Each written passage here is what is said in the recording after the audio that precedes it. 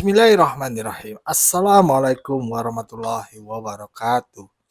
Sobat-sobat ngabarin kabar kabar, semoga selalu dalam keadaan sehat walafiat, serta diberikan rezeki yang halal, berkah, lancar, dan juga banyak.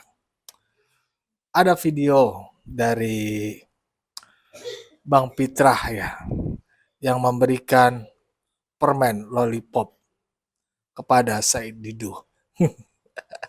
Ya, akhirnya Bang Pitra ini tidak bikin geger lagi. Kemarin di E-News beliau itu bawa borgol. Tapi kali ini serasa manis. Beliau membawa permen lollipop kepada Said Didu. Dan juga ada Fish Alor Boy serta Bung Sylvester di Mas1 TV memberikan pandangannya terkait Bohir. Bohir yang ingin menjatuhkan Pak Jokowi sejak lama dan sampai sekarang pun masih sama. Bagaimana videonya? Mari kita simak bersama. Let's go. Ya, kita play. Oke. 2021. Tunggu dulu dong. Anda tadi sudah bicara, saya diam. Saya menghormati Anda karena Anda usianya lebih tua dari saya. Bukan. Saya tidak bawa borgol, tapi saya bawa permen lollipop bau saudara. Nih, saya kasih permen lollipop. Kasih lollipop. Saya kasih permen lollipop. Jadi biar senang malam ini. Masih ada kejutan. Selalu ada kejutan. Jadi ya buat makan di rumah kan gitu. Iya, sambil nonton debat NSTV. Tapi tadi katanya udah tua, nggak boleh banyak makan gula dong. Permen lollipop. Jadi anak saya sangat suka sekali itu. Makanya saya kasih juga buat Bang Said. Nah, gitu kan. Artinya Cuman Bang Said nanti tolong dites dulu, suruh siapa yang makan. Jangan sampai keracunan karena itu dong. aman lah. Jadi Ya, begitulah tadi. Akan dikasih borgol Bang Said. Hanya lollipop manis. Luar biasa, Bung Fish Alor Boy, aktivis. Alor Boy. Selamat malam semuanya. Jangan lupa, jangan bosan-bosan nonton video kita, karena kita sementara melawan radikalisme. Luar biasa, melawan radikalisme. Ya, kita dan adu domba. Dan tukang adu domba. Dan tukang fitnah. Tukang fitnah. Dan para pecundang. Dan para pecundang. Oh, ini baru mulai aja udah panas nih. Jadi untuk memulai pertanyaan pertama, saya mulai ke Abang Sylvester. Abang, benarkah ada bohir di balik kisru yang terjadi selama ini, mulai dari ijazah Pak Jokowi, pemalsuan Gibran, orang-orang yang terlibat di dalam itu ada Pagi Sujana, Pak Said Didu, Dr. Tifa, Rois Pak Suryo, Pak Rismon, siapa lagi? Mungkin Pak Rocky Gerung juga mungkin. Dan orang-orang ini punya kilas balik politik. Pak Amin Rais. Pak Amin Rais, oh iya, Pak Amin Rais, oke. Mereka ini punya kilas balik politik yang jejak digitalnya masih terekam baik. Iya. Apa tanggapan? Ya pastinya nggak mungkin nggak ada ya. Kita ambil sejarah yang terjadi dahulu ketika Bung Karno digulingkan, ya kan? Di situ kita melihat bahwa ada bahkan sutradaranya ataupun bohirnya ataupun intervensi dari luar negeri, ya kan. Terus kemarin juga waktu Pak Harto juga jatuh, Gus Dur juga jatuh, pastinya kan itu kan tidak serta-merta langsung jatuh. Itu kan pasti ada perencanaan. Di situ ada kos politiknya juga, kos operasionalnya untuk menggerakkan semuanya lah. Nah, jadi kembali lagi, ini kan yang kita bilang tadi bahwa sebenarnya ini kan contohnya sudah jelas-jelas mereka ingin agar ada pemaksulan Mas Gibran.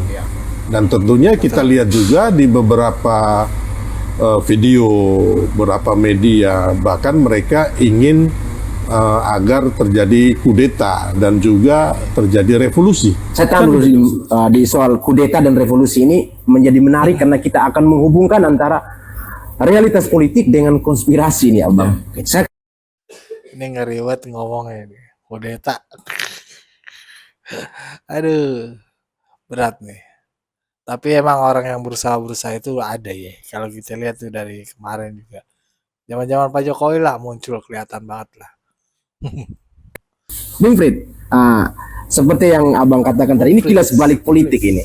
Di dalam ini adalah orang-orang dari jaringan yang pernah mendukung salah satu paslon, yaitu Pak Anies. Apa yang Bung Frit lihat ini dari soal bentuknya jaringan yang terorganisir ini?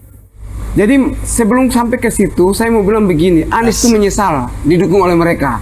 Kenapa? Ketika dukung Prabowo kalah, dukung Anies kalah juga. Oh, berarti mereka membawa sial ya? Membawa sial buat kemenangan Anies. Kekalahan. Jadi Kekalahan Anies kekalahan Anies Pak Anies dan juga kekalahan Pak Prabowo, Pak Prabowo kemarin di ya. masa berarti kemarin. melihat dari sejarah kemarin ketika mereka ini orang-orang ini mendukung Pak Prabowo ya. Lalu ketika Pak Prabowo bersama dengan Pak Jokowi bersatu di masa Pak Jokowi baru menang. Jadi Berarti Jokowi hebat. Berarti yang sial ini iya, jadi Pak Jokowi dan Mas Gibran ini dan juga banyak masyarakat yang kemarin itu kita 69 juta ya kalau nggak salah, 58% itu hoki beruntung gitu loh. Kalau nggak ada ini, Pak Prabowo masih didukung kurcaci ini. Habis nih Pak Prabowo. Habis sial itu nggak bakalan itu. Sial. Jadi menurut saya begini Bang, saya selama ingat kembali Abang, demo ambil uang dari siapa? Waktu demo di KPU. Ada uangnya waktu itu. Kalau untuk per pribadi ke saya tidak pernah terima dan saya tidak tahu itu ada atau tidak. Tapi yang menyiapkan mobil komando itu kan pasti ada orangnya. Ya. Mobil komando kita tahu lah, untuk sewa mobil komando itu hampir makan minum siapa yang biaya? Itu kita lihat dari runut itu. Yang kedua, demo bukan satu kali, berkali-kali dan tempatnya juga berbeda. DPR, Bawaslu, KPU, patung kuda. Nah ini kan ada juga yang sewa tenda, mobil komando berkali-kali. Saya berpikir kira-kira yang menyewa mobil komando ini ambil uang dari siapa? Apakah mereka kumpul duit? Kapan? Soalnya selama ini tidak pernah tanya saya, kita kumpul sekian-sekian. ini seperti yang katakan abang dari kos politik ini. Siapa yang Siapa yang membiaya? Yang kedua, saya juga melihat mereka kan pergi ke Jogja, ke UGM, rame-rame pergi ke UGM, pakai mobil bus, ke Solo lagi. Siapa yang membiayai mereka? Ini kan yang dibawa ini ibu-ibu yang punya suami, orang tua atau bapak-bapak yang punya istri. Pergi ke sana kan buang kerja. Masa mereka nganggur bisa hidup? Jadi menurut saya coba kita pergi cek, cari tahu kembali. Kok bisa mereka pakai mobil bus ke sana? Ada satu ibu mengatakan bahwa kita biaya sendiri. Benar. Coba cek rekening mereka. Benarkah mereka ini bayar sendiri? Kapan dan di mana? Coba kita cek semua relawan Anies ya, atau relawan-relawan yang pergi ke sana, termasuk yang dukung relawan Anies, dukung Prabowo kemarin, kalah. Coba tanya, kehadiran mereka itu betul mereka pernah kasih keluar duit tidak? Ini untuk meng-cross check lagi. Ke Jogja, demo UGM, cek siapa-siapa yang pergi ke sana.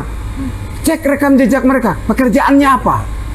Suami kerja apa, istri kerja apa? Kok bisa mereka ke sana? Bung Frit kan lebih tahu karena berada di dalam lingkaran bersama mereka. Ya. Pasti lebih tahu ini pekerjaannya apa gitu. Sebagian besar tuh, ya kalau ikut-ikut terus ya mungkin kayak saya lah, belum kerja.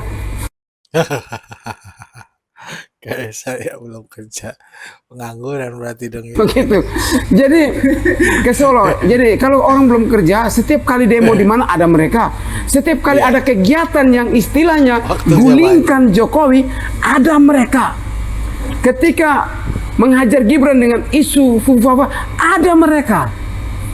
Nah, ada mereka. Kok bisa ada mereka terus? Siapa yang biayanya? Ini menurut Bung Frit secara rasional ya. Ini kelompok yang memenuhi bahwa bersuara atas nama rakyat, menjalankan aspirasi dalam bentuk demokrasi, atau memang ada unsur sakit hati. Siapa bilang rakyat cuma berapa orang aja kok?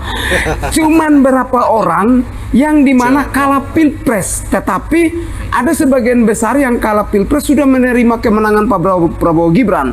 Tapi orang-orang ini yang ketika demo di PIK mereka juga.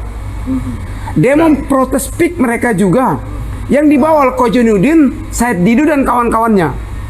Demo mereka datangi di tidak salah tuh di salah satu kementerian, saya sempat liput. Itu lagi relawan yang sama-sama dengan saya. Demo di KPU, Relawan Anies saya sebutkan saja. Oknum-oknum relawan Anies ini yang terus menerus. Terus salah satu lagi DM ke saya. Itu juga yang ketika Roy Suryo debat di TV dengan abang, pemburu ijazah Jokowi. Itu semua relawan teman-teman saya sendiri. Nah pertanyaan saya, mereka ke sana kemari ambil uang dari mana? Biaya ojek, mungkin biaya mobil lain sebagainya, kan bensin semuanya. Siapa yang kasih duit? Ini perlu kita cek. Ya, begitulah sobat-sobat tadi kata Fris, alor boy.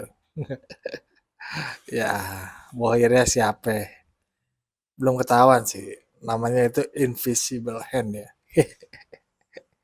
Pasti ada lah biangnya lah. Biangnya pasti ada.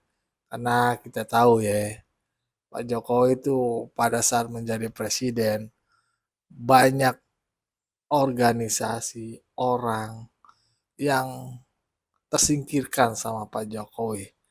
Demi apa? Demi masyarakat itu sejahtera. Indonesia malah lebih maju. Bukan karena kepentingan pribadi. Kalau demi kepentingan pribadi, itu jelas pasti terlihat. Tapi ini kan kita lihat ya, apa yang dilakukan Pak Jokowi benar-benar terasa untuk masyarakat bawah ya. Dari sudut Indonesia ke sudut Indonesia itu terasa bahwasannya apa yang dilakukan Pak Jokowi paling terasa kan infrastruktur, bantuan-bantuan sosial, dan lain-lainnya itu terasa banget ya.